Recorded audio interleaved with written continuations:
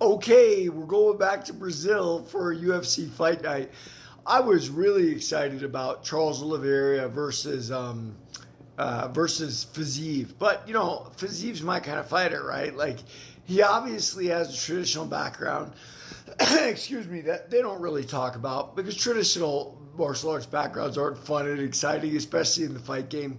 That he combined with Muay Thai and kickboxing and whatnot to make him really exciting. He does a lot of spin kicks and stuff. Yet he's a shorter fighter, so I related to Fiziev. I was really bummed that he got injured, but Gamrot's a good replacement. Is he a fun replacement? I don't know.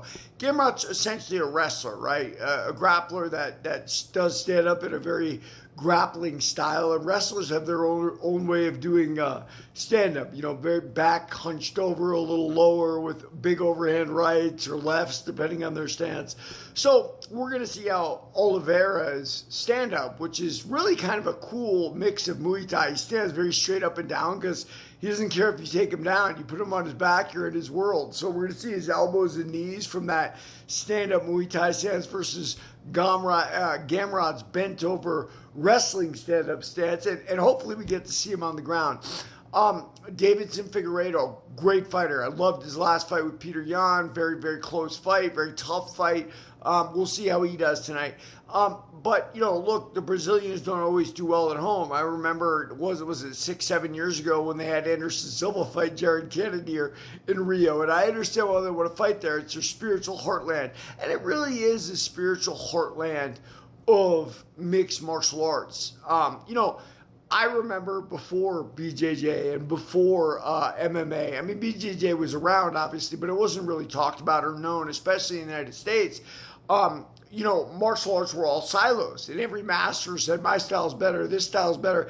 Nobody really knew what to think. And it was, Art Davies combining with was it Rorion Gracie to start the UFC to really showcase Brazilian Jiu-Jitsu. And then they made it so Brazilian Jiu-Jitsu would look good, and it did look good. And we see how integral it is to fighting. And then we went on about like a 20-year find yourself mission, right?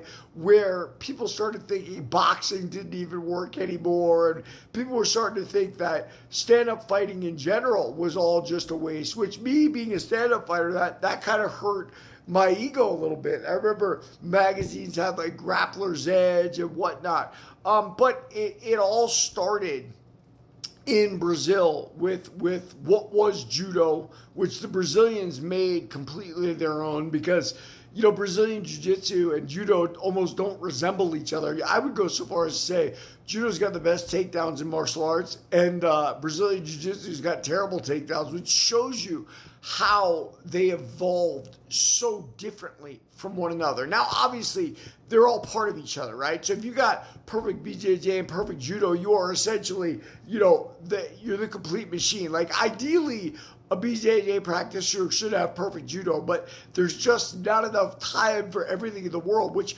what makes mixed martial arts so exciting, right? There's always openings because nobody is the master of everything. And of course, how styles are going to meet in the middle, who's going to beat who, which is why this card is very exciting, right?